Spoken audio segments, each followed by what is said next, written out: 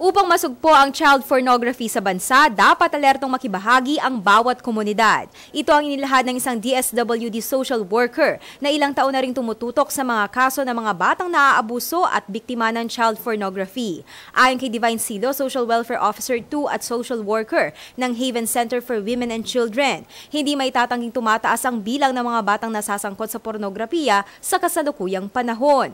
Sa kanilang center sa Pampanga, nasa 79 na mga kababaihan at kabataan ang pansamantalang kinukupkop at tinutulungan ng DSWD upang maibalik sa normal ang buhay. Mula ang mga ito sa mga lalawigan ng Pampanga, Tarlac, Bataan, Bulacan at Zambales. Pinakamarami ang mga bata at kababaihang dinala sa center mula sa Pampanga na merong bilang na 44, 20 naman sa lalawigan ng Bulacan, 10 sa Zambales, 5 sa Bataan at 2 sa Tarlac. Mula sa naturang bilang, 8 ang mga kabataang naging biktima ng pornografiya. Upang hindi na daw dumami pa ang bilang na ito, hinihikayat ng DSWD na magsumbong ang mga mamamayan sa kanilang tanggapan at sa kapulisan kung may alam na mga aktibidad ng child pornography sa kanilang lugar.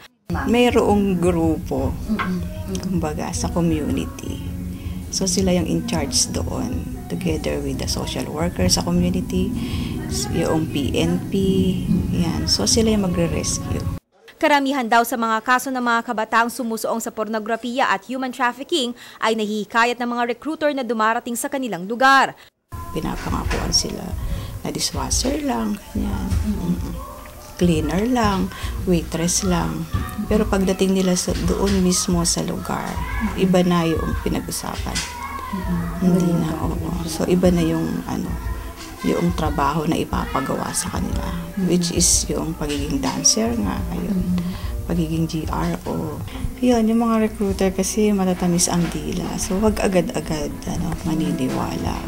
Kahirapan naman daw ang dahilan kaya nananatili ang mga kabataan sa naturang aktibidad kahit alam na nila itong mali. Gusto nilang matulungan yung kanilang pamilya.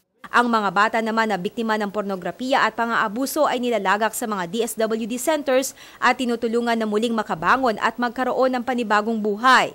Sa center din daw nagagabayan ng mga kabataan sa tamang landas at natuturuan ng kanilang mga karapatan upang hindi na maulit pa ang pang-aabusong dinanas. Unang-una namin ginagawa, syempre, i-provide yung mga pangangailangan nila, syempre yung food, yan, yung clothing, then yung mga basic needs. And syempre, binibigyan namin sila ng counseling.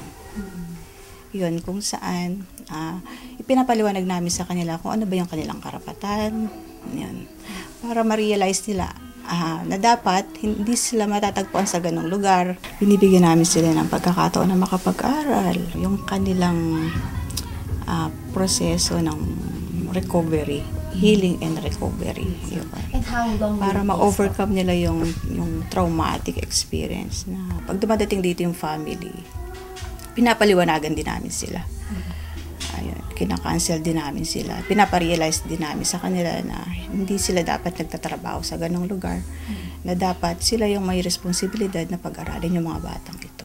Ako si Aislinn David, Alerto Alisto, sa Pagbabalita.